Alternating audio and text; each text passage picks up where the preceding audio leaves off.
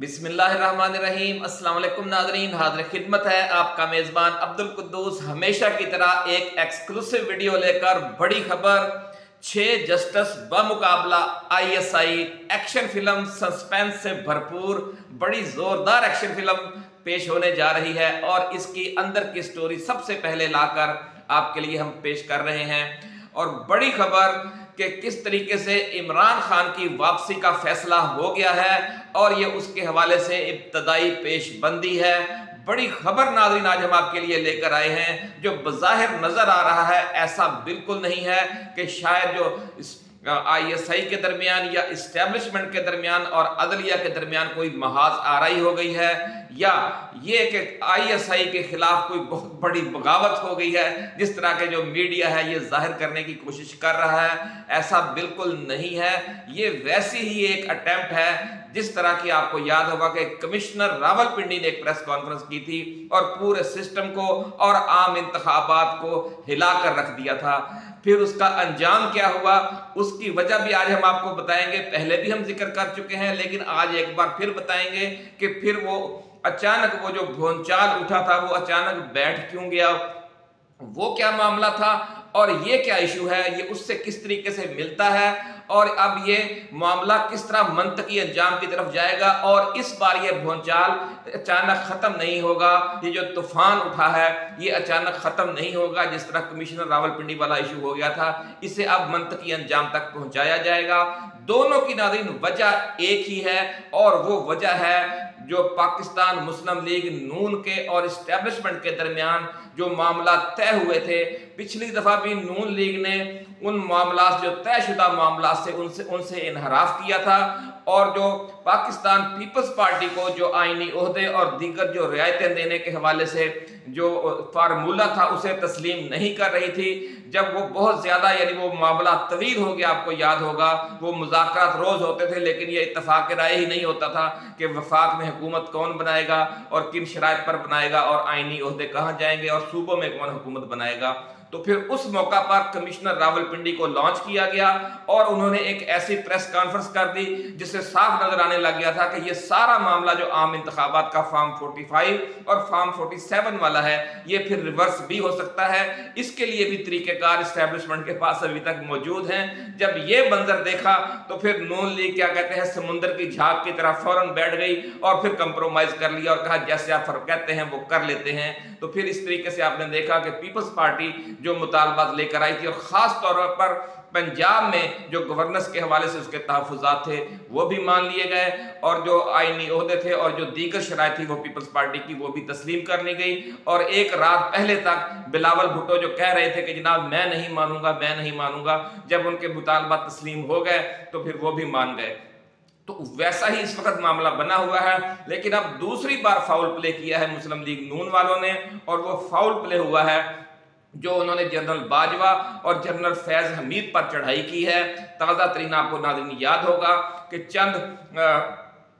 कि तकरीबन एक हफ्ता पहले से ये मामला गर्म था। पिछली वीडियो में हम इसकी कुछ तफसील बयान कर चुके हैं लेकिन ये जो मामला है चूंकि उससे रिलेटेड है और अब ये फैसला कर लिया गया है कि 2 माह 4 माह या 6 माह जितना भी अब वक्त लगेगा इस हुकूमत का अब खात्मा बिल खैर होने जा रहा है और अदालतों के जरिए पाकिस्तान तहरीक इंसाफ को उसका हक मिलने जा रहा है। और जो फॉर्म 45 और 47 वाला मामला है अब अदालतें उसे तय करेंगी और जो जिन लोगों का मैंडेट छीना गया था उन्हें मैंडेट वापस मिलेगा।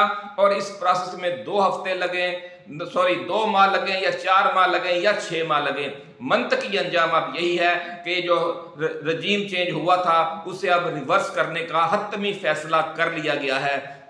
इस सारे मामले की तफसील एक इंटरनेशनल जो हालात हैं उनसे भी जुड़ी हुई है। अमेरिका को भी इसकी भिनक मिल गई है, इसलिए आज उन्होंने अमेरिका की तरफ से पाकिस्तान को ईरान के साथ जो गैस पाइपलाइन है उसके हवाले से उन्हें पता है कि जब इमरान खान जब आएगा तो ईरान से वो गैस पाइपलाइन भी पाकिस्तान बचा देगा, रूस से सस्ता तेल भी लेगा, सऊदी अरब के साथ भी ताल्लुकात बहाल हो जाएंगे, चाइना के साथ भी बहाल हो जाएंगे, अफगानिस्तान के साथ भी बहाल हो जाएंगे। इसलिए पाकिस्तान को ताज़ा तरीन धमकी दी गई है इक्तिसादी पाबंदियों की बहाना सिर्फ यही लगाया गया है कि जनाब अगर आपने ईरान से गैस पाइपलाइन बनाई तो आप पर इक्तिसादी पाबंदियां लगा देंगे, लेकिन ये सारा मामला जुड़ा हुआ उसी रिवर्स रिजीम चेंज से है जिसका अब फैसला हो गया है। इसकी सारी तफसील आज हम आपके साथ शेयर करेंगे नाज़रीन, इसलिए ये वीडियो कुछ लंबी जरूर हो जाएगी, लेकिन अगर आप इसे तवज्जो से सुनेंगे तो फिर आपको एक इत्मीनान हो जाएगा कि अब ये मामला किस तरीके से जाएगा। क्योंकि जब हुकूमतों की तब्दीली के नाज़रीन फैसले होते हैं या रजीम चेंज होता है तो ये आनन फानन या चंद हफ्तों या चंद माह के अंदर ये सारी तब्दीली नहीं आ जाती।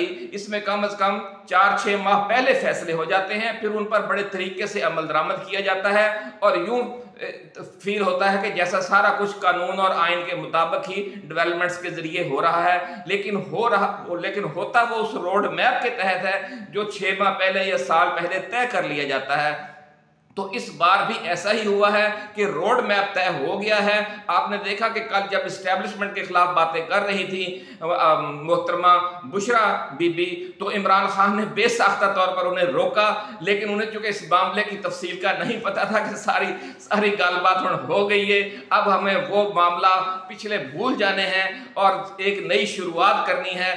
उससे चूंकि बाखबर नहीं थी बुशरा बीबी, इसलिए वो बोली, उन्होंने आर्मी चीफ को, उन्होंने ISI चीफ को और उन्होंने DGC को समझ ले के मुखातब करके कहा कि अगर इमरान खान को कुछ हुआ तो फिर जिम्मेदारी आप लोगों पर आयद होगी, क्योंकि इनकी हिफाजत की जिम्मेदारी भी आप लोगों पर है। तो फिर इसके हवाले से बाद में बुशरा बीबी की जो बहन है मोहतरमा मरियम भट्टो, उन्होंने इसकी तशरीह या तस्हीह भी जारी की। तो असल मामला अब ये है कि जो भिनक है वो पड़ गई है। शहबाज शरीफ ने जो कल हंगामी मुलाकात की है आसफ अली जरदारी से, उसकी असल वजह भी यही है कि उन्हें शक पड़ गया है। उन्होंने फौरन शिकायत भी ऊपर लगा दी है अमेरिका को कि जी इमरान खान के साथ अब दोबारा इनके मामला तय हो रहे हैं और बजरिया अदलिया PTI को वापस लाया जा रहा है इक़्तिदार में। पंजाब भी PTI को वापस मिल रहा है, मरकज भी मिल रहा है, बलोचिस्तान भी मिल रहा है और नून लीग का पक्का सफाया होने जा रहा है। ये सारी जब शिकायत ऊपर पहुंची है और साथ उन्हें यह भी बताया गया है कि जी जनाब जब इमरान खान आ जाएगा तो फिर गैस पाइपलाइन भी बन जाएगी ईरान के साथ और रूस के साथ ताल्लुकात भी ठीक हो जाएंगे, CPEC भी तेज हो जाएगा और चीन के साथ भी ताल्लुकात बेहतर हो जाएंगे। तो इसलिए हंगामी तौर पर फिर वहां से भी मैसेज आया है कि जनाब फिर हम इक्तिसादी पाबंदियां लगा देंगे। लेकिन क्योंकि दुनिया के हालात नाज़रीन इतनी बड़े पैमाने पर तब्दील हो गए हैं कि आप अंदाजा नहीं लगा सकते। इसकी वजह जो बनी है वो जो रूस पर हमला हुआ है उसमें हम आपको पहले भी बता चुके हैं। कल जो रूस की जो इंटेलिजेंस जो चीफ स्पाई मास्टर हैं, रूस की इंटेलिजेंस के जो सरबराह हैं, उन्होंने प्रेस कॉन्फ्रेंस करके एक सहाफ़ियों के साथ मुलाकात करके ये कह दिया है कि जो हमला हुआ है रूस के ऊपर, दहशतगर्द हमला, बहुत खौफनाक हमला नाज़रीन, उसके पीछे अमेरिका, बरतानिया और यूक्रेन के इंटेलिजेंस इदारे हैं। बहुत बड़ा इल्ज़ाम नाज़रीन उन्होंने लगा दिया है और अब मगरबी मीडिया चीख रहा है कि जनाब इन्होंने कोई सबूत पेश नहीं किया। और भाई जो एजेंसियां काम करती हैं वो सबूत कहाँ छोड़ती हैं? ये तो सारे मामला को जो मुखालफ एजेंसी होती है या जो मुतासरा रियासत होती है फिर वो अपने तरीके से जांच परख कर फिर किसी को मुर्द इल्ज़ाम ठहराती है। और रूस ने बाज़ाब्ता तौर पर नाज़रीन मुर्द इल्ज़ाम ठहरा दिया है अमेरिका, बरतानिया, अमेरिका की CIA, बरतानिया की MI6 और यूक्रेन की जो इंटेलिजेंस एजेंसी है, इन तीनों को, इन तीनों ने ये दहशतगर्दी लॉन्च की है। उससे एक दिन पहले सदर पुतिन ने कहा कि हम ये समझते हैं कि ये जो हमला है इसमें जो लोग इस्तेमाल हुए हैं वो मुसलमान दहशतगर्द हैं, दाश के लोग हैं, लेकिन हम ये भी समझते हैं कि ये जो एक ख़ास माइंडसेट है मुसलमानों के अंदर, ये खुद मुसलमानों को ही सदियों से निशाना बना रहा है और हालिया अशरों के दौरान भी इसने सबसे ज़्यादा नुकसान खुद मुसलमानों को पहुंचाया है। इसलिए हम नहीं समझते कि जो रूस पर यह हमला हुआ है ये मुसलमानों ने किया है, बल्कि ये उन दहशतगर्दों ने किया है जिनकी चाबी किसी और के पास है और जो चाबी वाला है असल में जिसने चाबी ये घुमाई है, हम उसकी तलाश कर रहे हैं। एक दिन पहले सदर पुतिन ने यह बयान दिया और कहा कि फिर हम उसको मारेंगे, उससे बदला लेंगे। और फिर अगले रोज जो रूस की इंटेलिजेंस एजेंसी है उसके जो सरबराह हैं उन्होंने कल प्रेस कॉन्फ्रेंस करके ये कह दिया है कि जो इसके हमले के पीछे अमेरिका, बरतानिया और यूक्रेन की इंटेलिजेंस एजेंसियां हैं और हम इनसे बदला लेंगे और उन्हें हम ऐसा सबक सिखाएंगे कि जब उन्हें समझ आ जाएगी, उसी गुफ्तगू में उन्होंने ये भी कहा कि ये जो ममालिक हैं ये रूस के जुनूब में हालात ख़राब कर रहे हैं, ताकि जो रूस है वो इक़्तिसादी तौर पर उस इलाके में अपने मामलात को, अपने तजारती ताल्लुकात को, अपने इक़्तिसादी ताल्लुकात को, अपने स्ट्रेटजिक ताल्लुकात को आगे न बढ़ा सके। जिस तरह हम आपको पिछली वीडियो में नाज़रीन बता चुके हैं कि अमेरिका की तरफ से एक घेराव की कोशिश हो रही है पूरे जनूबी खित्ते में पिछले 30-40 वर्षों से, और रूस बार बार कोशिश करता है कि वो गर्म पानियों तक पहुंचे। चीन कोशिश कर रहा है कि वो सी पैक के जरिए बहिरा अरब तक पहुंचे। दोनों का एक ही हदफ है, और वो रास्ता नाज़रीन सिर्फ दो हैं, दो रास्ते हैं, एक अफगानिस्तान के रास्ते और दूसरा पाकिस्तान के रास्ते। जब तक ये दोनों मुल्कों में अमन कायम नहीं होता, रूस और चीन को जो एक पुरअमन तरीके से तजारती राहदारी नहीं मिल सकती। और अब चूंकि मामला बार बार डिले होता रहा था, अब उन्होंने भी हतमी फैसला कर लिया है, रूस और चीन ने भी, और इस हवाले से उन्हें जितनी भी पेशकशें करनी पड़ी, पाकिस्तान और अफगानिस्तान को जो समझ लें कि हीरो में तोलना पड़ा, तो उन्होंने अब ये फैसला कर लिया है। ज़राए का ऐसा कहना है कि अब हम इस मामले पर को मजीद डिले नहीं करेंगे। पाकिस्तान के जिम्मे IMF का जितना कर्जा है, पाकिस्तान के जो भी मुआशी मामलात हैं, जो भी मसाइल हैं जो अफगानिस्तान के हैं, अमन व अमान के हवाले से जो सूरत हाल है, दोनों फौजी और इक़्तिसादी दोनों हवाले से ऐसी ऐसी पाकिस्तान और अफगानिस्तान को अगले 10 वर्षों के दौरान इमदाद अल्लाह के हुक्म से मिलने जा रही है कि जो तमाम जो दरपेश चैलेंजेस हैं वो ख़त्म हो जाएंगे। और ये खिता भी जिस तरह यूरोपीय यूनियन ने तरक्की की है, खिते के तमाम ममालिक ने मिलकर, इंशाअल्लाहुल अज़ीज़ ये सारा खिता भी उसी तरीके से अब तरक्की करने जा रहा है। ये फैसला हो जाने के बाद ही इमरान खान को वापस लाने के लिए ये जो प्रोसेस शुरू हुआ है, जो आपने देख लिया कल कि किस तरीके से आला अदलिया ने एक अंगड़ाई ले ली है, और ये साबित अब किया जाएगा कि चूंकि भी अब आला अदलिया डट कर खड़ी हो गई है, आने वाले अब दिनों में आप देखेंगे कि वुकला तंजीमें भी इनकी सपोर्ट में खड़ी हो जाएंगी, और फिर एक आज़ादाना फैसले आना शुरू हो जाएंगे। और उस जब अदलिया आज़ाद हो जाएगी नाज़रीन, तो आप खूब समझते हैं कि फिर जो 8 फरवरी 2024 के इलेक्शन के असल नताइज हैं उन पर अमल दरामद लाजिम हो जाएगा। ये एक मंतकी और सीधी सादी बात है। तो ये असल कहानी उस तरफ जा रही है, और आप देखेंगे कि पाकिस्तान तहरीक इंसाफ अगले 6-7 या माह के अंदर अंदर मसनद इक़्तिदार इस्लामाबाद में भी, और तख्त लाहौर में भी, और तख्त कोयटा में भी संभालने जा रही है। ये अंदर की खबर है नाज़रीन। अच्छा, अब हम आपको ये बताएंगे कि ये जो फाउल प्ले दूसरी दफा इन्होंने किया है, पहले फाउल प्ले किया तो कमिश्नर रावलपिंडी की प्रेस कॉन्फ्रेंस करवाकर वो सारा जो उन्होंने सेटअप तैयार था उसे बहुत बड़ा चैलेंज कर दिया गया। लेकिन फिर शहबाज शरीफ बिल्कुल मिन्नतें करने पर आ गए, और नवाज शरीफ ने भी अपनी जिद छोड़ दी, हठधर्मी छोड़ दी। तो फिर इस्टेब्लिशमेंट ने आखिरी मौका दिया इनको कि अब आइंदा के लिए आप लोग जो तयशुदा मामलात हैं, क्योंकि आपके पास ना तो अक्सरियत है और ना अब अवाम में आपकी कोई इतनी पजीराई है, तो इसलिए आप वो अंदाज ना इख्तियार करें जब आपकी भरपूर अक्सरियत हुआ करती थी या अवाम में भी आपके लिए कुछ चाहत मौजूद थी। लेकिन मसला ये बना हुआ है कि जो शरीफ खानदान है वो उसी खुमार में बैठा है। जब वो इक़्तिदार में आ जाता है तो वो मुतलिक इख्तियारात चाहता है, और जो चाहता है कि आपको याद होगा कि एक बड़ा मशहूर जुमला बोला जाता था कि जनाब ये शरीफ खानदान है वो पाक फौज को पंजाब पुलिस बनाना चाहता है, वो हर इदारे को पंजाब पुलिस की तरह इस्तेमाल करना चाहते हैं। और इसीलिए उन्होंने ब्लैकमेल करने के लिए इस्टेब्लिशमेंट को ये जो हालिया दहशतगर्दी के में तेजी आई थी पिछले दिनों में, उसका सारा इल्ज़ाम बिलवास्ता तौर पर फौजी इस्टेब्लिशमेंट पर आयद कर दिया कि जनाब जनरल बाजवा ने और जनरल फैज़ हमीद ने जो TTP के दहशतगर्द थे उन्हें पाकिस्तान में आबाद किया, और वही इस वक्त मसला बने हुए हैं। इसलिए हम इन्हें पार्लियामेंट में तलब करके इनका एहतसाब करेंगे। नाज़रीन, आपने देखा होगा कि आज तक परवेज मुशर्रफ समेत किसी जर्नैल का एहतसाब नहीं हुआ, ना होगा, क्योंकि पाकिस्तान एक सिक्योरिटी स्टेट है। यहाँ पर इस्टेब्लिशमेंट ही फैसला कुन है, वही हतमी फैसले करती है। लेकिन इस्टेब्लिशमेंट भी जिसके साथ डील कर लेती है फिर उस वक्त तक कोशिश करती है कि अगर उसकी तरफ से खिलाफ वर्जी ना हो या आलमी प्रेशर बहुत ज़्यादा ना आ जाए, वो उसके साथ डील निभाने की कोशिश करती है। इमरान खान को अगर इक़्तिदार से अलग किया गया था तो रूस के दौरे की वजह से अमेरिका बहुत ज़्यादा बरहम हो गया था, और समझ लें कि उसी किस्म की एक ये कॉल आ गई थी जिसे हम साइफर कहते हैं, जिस तरह परवेज मुशर्रफ को एक कॉल आ गई थी कि आप हमें ये बताएं कि आप हमारे साथ हैं या अफगानिस्तान के साथ हैं। तो पाकिस्तान उस वक्त इस पोजीशन में नहीं था कि अमेरिका को जवाब देकर अपनी बका और अपनी सलामती दाव पर लगा सकता। तो इसलिए परवेज मुशर्रफ ने समझ लेकर यू टर्न ले लिया और तालिबान का साथ छोड़ दिया।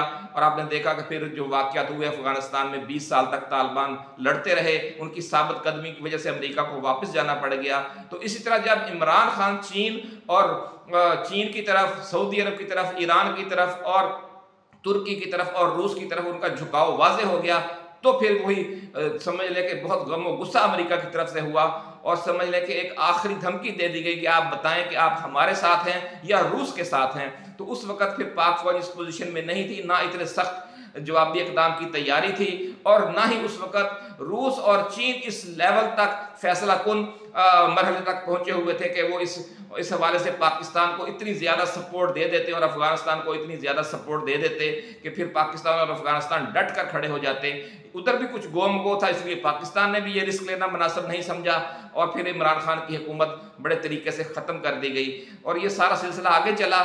लेकिन आपने ये देखा कि जब शरीफ खानदान आ जाता है तो वो तयशुदा मामला से इनहराफ करता है। इस बार फिर इनसे इनहराफ उन्होंने किया है और जो मामला तय थे उन्हें हटाकर फिर इस्टेब्लिशमेंट को ब्लैकमेल करना शुरू कर दिया। ख्वाजा असद, आप समझेंगे क्या पिद्दी का शोरबा, वो इतने बड़े मामले पे हाथ डाल रहा है कि जनाब हम एहतसाब करेंगे और पार्लियामेंट में बुलाएंगे इन्हें। जब उन्हें 2-3 दफ़ा ज़राए का ये कहना है कि जनरल बाजवा ने कॉल की तो आगे से उसने ख्वाजा आसफ ने बाकायदा बदतमीज़ी की, क्योंकि गमो गुस्सा तो जनरल बाजवा को भी बहुत था। ये भी कहा जा रहा है कि उन्होंने भी फिर गालियाँ निकाली जब इसने को उल्टा पुल्टा आगे से जवाब दिया ख्वाजा आसफ ने। बदतमीज़ तो आप जानते हैं वो है ही। तो फिर ये मामला मजीद बिगड़ गया। तो फिर ये फैसला अब कर लिया गया है कि इस चैप्टर को अब क्लोज कर दिया जाए। वो सफ़ा जिस पे कहा जा रहा था कि सेम पेज है वो फट चुका है, नून लीग और इस्टेब्लिशमेंट वाला।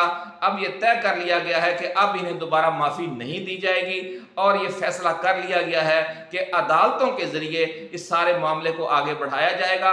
पहले ये जो प्रोसेस चला है इसमें अदालतों के ताकतवर होने का तासुर दिया जाएगा, वकला तंजीमें जजेस के हक में खड़ी हो जाएंगी, चीफ जस्टिस भी अब दोबारा खम ठोक कर, जो पहले हर इस्टेब्लिशमेंट के हर फैसले पर आमीन कहते हुए इमरान खान को कोई रिलीफ देने पर तैयार नहीं हो रहे थे, पीटीआई को कोई रिलीफ देने पर तैयार नहीं हो रहे थे, अब आप देखेंगे कि वो एक हीरो बन जाएंगे। सारी अदलिया यकजान हो जाएगी, जो बाकी हाई कोर्ट्स हैं वो भी डट कर खड़ी हो जाएंगी और ये पूरा जिस तरह कहते हैं एक नया ड्रामा चलेगा जिस तरह के साबिक चीफ जस्टिस इफ्तिखार चौधरी के ज़माने में चला था। और ये हालांकि वो भी एक खेल ही था, वो भी इस्टेब्लिशमेंट ही की एक खेल थी जो खेली जा रही थी और उसमें भी अमेरिका शामिल था। लेकिन इस बार ये फ़र्क ये है कि इस बार अमेरिका शामिल नहीं है और दूसरे ब्लॉक की तरफ से मुकम्मल सपोर्ट का मैसेज आ गया है कि आप खुद भी डट कर खड़े हों, अफगानिस्तान को भी कहें कि वो भी डट कर खड़ा हो, इमरान खान को भी कहें डट कर खड़ा हो जाए और आप सब लोग मिलकर एक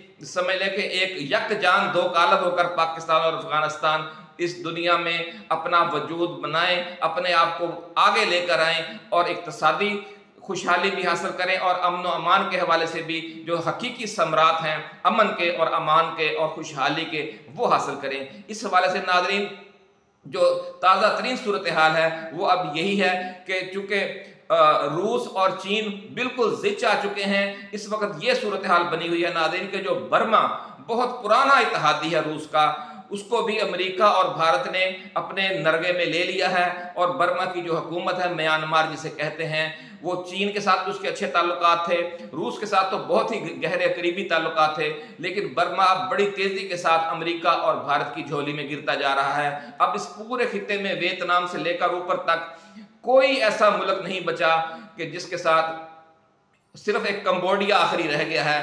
समझे हर तरफ से घेर लिया है उन्होंने चीन को और यहाँ जो रूस बार बार बाहर निकलने की कोशिश करता है, इस घेरे को तोड़कर गर्म पानी तक आना चाहता है, लेकिन हर बार उस खित्ते में बदअमनी फैला दी जाती है, जंग शुरू करवा दी जाती है अमेरिका की तरफ से। लेकिन इस बार पाकिस्तान और अफगानिस्तान ये फैसला कर चुके हैं कि अब हमने इस सारे चक्कर में, इस शैतानी चक्कर को हमेशा के लिए ख़त्म करना है। अब हमने किसी की जंग नहीं लड़नी। जो इमरान खान ने एक कहा था कि एब्सोल्युटली नॉट, हम ना किसी को अड्डे देंगे, न किसी की जंग लड़ेंगे, न किसी की फ्रंट लाइन स्टेट बनेंगे। अब हमें अमन चाहिए, तरक्की चाहिए, खुशहाली चाहिए। हमने 50 साल बहुत ज़्यादा अपना नुकसान कर लिया है। नाज़रीन, इस वक्त सूरत हाल ये है कि हमारे जो रिजर्व्स हैं वो 15-20 अरब से भी कम हैं, जबकि जो इंडिया है उसके जो रिजर्व हैं वो 500-600 अरब डॉलर तक पहुंच चुके हैं। हमारे 15-20 अरब डॉलर हैं, उनके 500-600 अरब डॉलर हैं।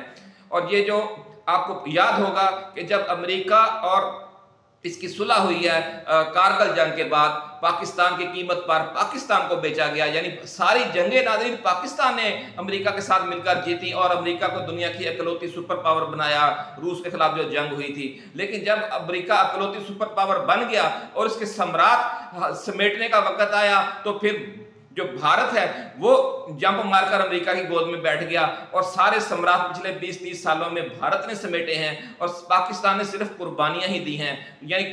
यानी खून देने वाला मजनू अमेरिका के लिए पाकिस्तान है और जो चूरी खाने वाला मजनू है वो इंडिया बना हुआ है। तो ये सारी सूरत हाल हमारी स्टैब्लिशमेंट के लिए बड़ी परेशान कौन थी। लेकिन मसला सिर्फ ये बना हुआ था कि रूस और चीन भी कोई बड़ा फैसला नहीं कर रहे थे कि जब पाकिस्तान पे आजमाइश आएगी, पाकिस्तान पर वक्त आएगा, अगर पाकिस्तान अमेरिका का साथ छोड़ता है तो ये किस लेवल तक पाकिस्तान का साथ देंगे। लेकिन अब जब हालात बन गए हैं, अमेरिका और बिल्कुल ही अमेरिका और अमेरिका और बरतानिया और इसराइल और भारत और जो दूसरा ये ब्लॉक है, फ्रांस भी इसमें शामिल है, ये सब बिल्कुल ही समझ लो कि घेरने पर तुल गए हैं। यूक्रेन का मसला आप समझते हैं, जो नेटो को मजीद तोसी दी जा रही है।